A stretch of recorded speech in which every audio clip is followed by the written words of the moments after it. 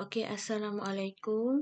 Kita akan belajar biologi tema 1 iaitu tema asas biologi. Okey.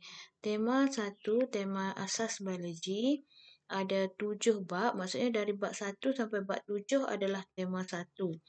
Okey, kita akan belajar pengenalan kepada biologi dan peraturan makmal bab 1.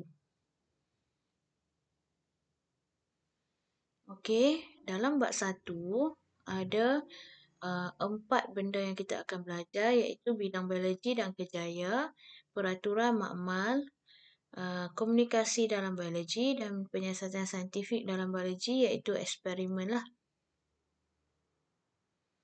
Okay, kita akan belajar poin yang pertama dulu iaitu bidang biologi dan kerjaya. Okay.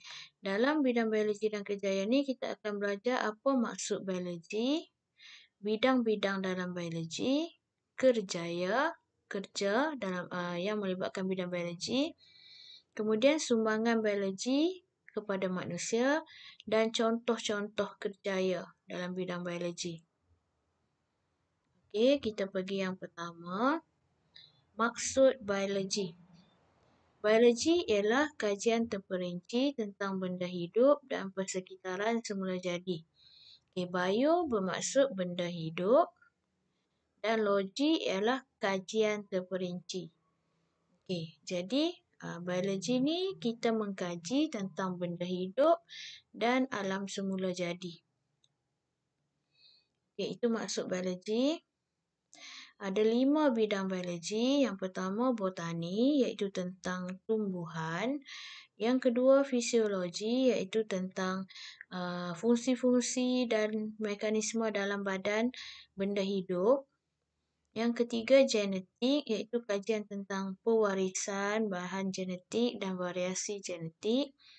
Yang keempat mikrobiologi iaitu tentang mikroorganisma iaitu benda hidup yang kecil dan halus.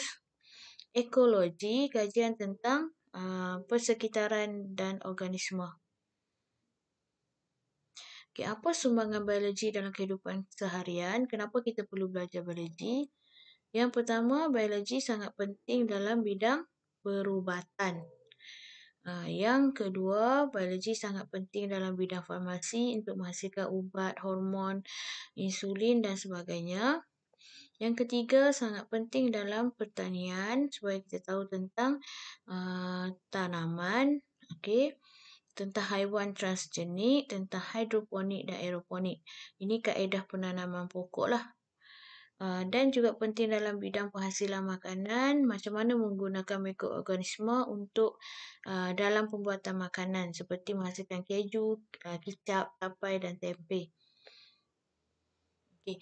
Apa kerjaya? Itu kerja dalam bidang biologi. Ada banyak kerja yang melibatkan biologi. Di sini ada 2 contoh. Yang pertama doktor, yang kedua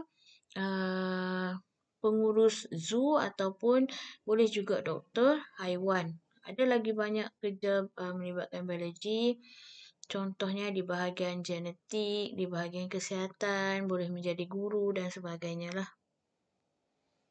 Okey, itu 1.1 iaitu bidang biologi dan kerjaya.